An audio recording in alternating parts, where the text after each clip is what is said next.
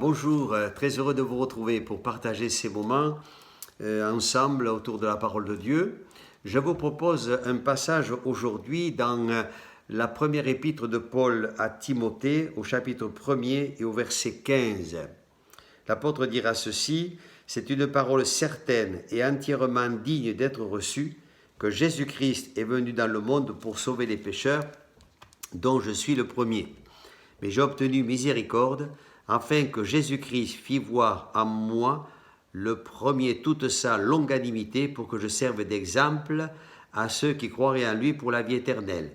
Au roi des siècles immortel, invisible, seul Dieu, soit honneur et gloire au siècle des siècles. Amen. » Vous voyez, l'apôtre Paul ici, il termine en rendant honneur au Seigneur, en rendant la gloire au Seigneur. Il est vrai qu'aujourd'hui, ici-bas, on rend des honneurs à des soldats et c'est une bonne chose.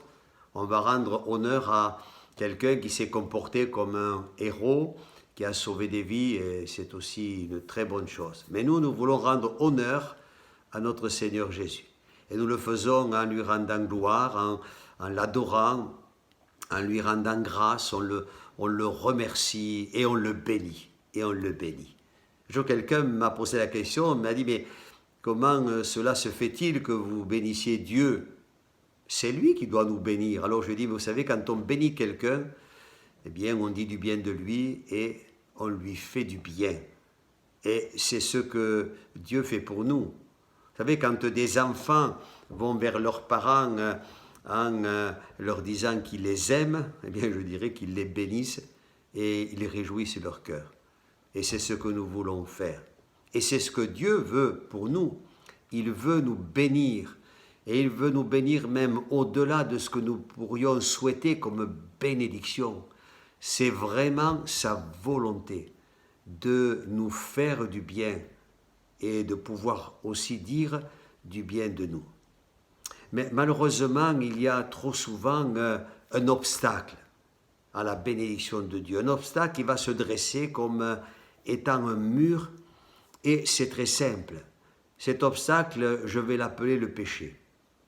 Le péché. Quand nous lisons dans le livre du prophète Ésaïe au chapitre 59, l'homme de Dieu inspiré va dire ceci: « Mais non, la main de l'Éternel n'est pas trop courte, son bras n'est pas trop court pour nous bénir, ni son oreille trop dure pour entendre nos prières, nos cris, nos supplications. » Mais quand vous lisez la suite, eh bien vous vous rendez compte que le Seigneur va parler de la dureté de cœur, de la méchanceté, de l'incrédulité, du comportement de ces créatures. Et à cause de cela, eh bien Dieu ne peut pas bénir son peuple. Il est vrai que le péché, c'est un obstacle. Mais le pardon existe quand on est pardonné de ses péchés et qu'on reconnaît ce besoin. Je dirais tout d'abord que pour être pardonné, il faut venir à Jésus. Sans Jésus, il n'y a pas de pardon.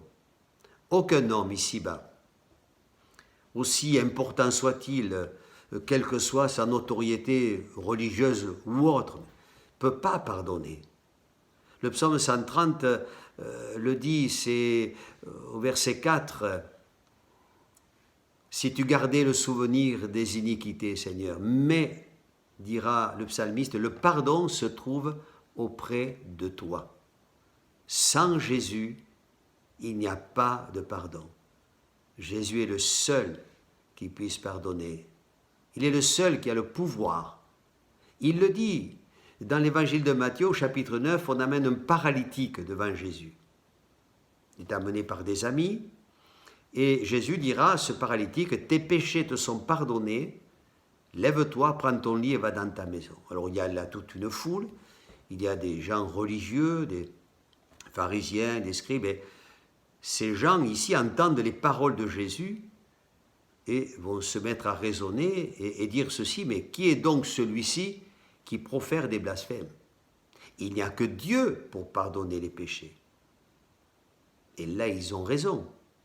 Mais s'ils avaient su que Jésus est Dieu, C'est ce que dit la Bible. Hein. Jésus est Dieu. Dieu s'est incarné en la personne de Jésus. Alors ils auraient compris. Et Jésus, écoutant leur raisonnement, va leur dire, mais afin que vous sachiez que le Fils de l'homme a sur la terre le pouvoir de pardonner les péchés, je te l'ordonne, dira-t-il au paralytique, lève-toi, prends ton lit et va dans ta maison. Et tous ont été dans l'étonnement, parce que Jésus, ce qu'il a dit, ce qu'il a annoncé, ça s'est réalisé. Cet homme est parti guéri, et cet homme est parti pardonné. Donc, sans Jésus, il n'y a pas de pardon. Je dirais aussi que sans effusion de sang, l'apôtre Jean le dira dans son épître, sans effusion de sang, il n'y a pas de pardon. Et Jésus est celui qui, sur la croix du Calvaire, a donné sa vie, il a versé son sang pour que nous soyons pardonnés de nos péchés. C'est ce que nous découvrons dans l'Ancien Testament. Dans l'Ancien Testament, on prenait un animal, un agneau sans tache, sans défaut, et on le sacrifiait, on faisait couler son sang pour le pardon des péchés. Et c'était le souverain sacrificateur qui présentait le sang de cet animal devant le Seigneur sur le propitiatoire, donc l'arche de l'Alliance, dans le lieu très saint.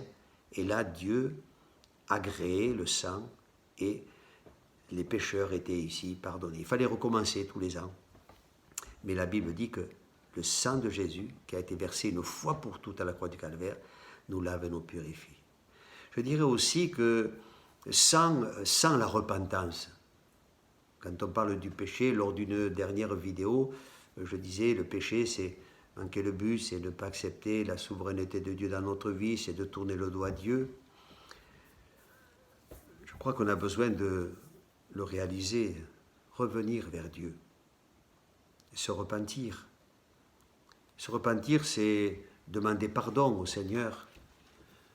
C'est pas de la pénitence, c'est pas que du remords. Vous savez, Judas a eu du remords.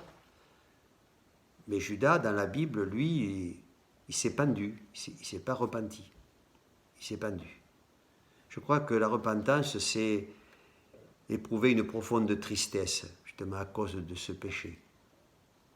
La repentance, c'est ce que le Saint-Esprit produit en nous.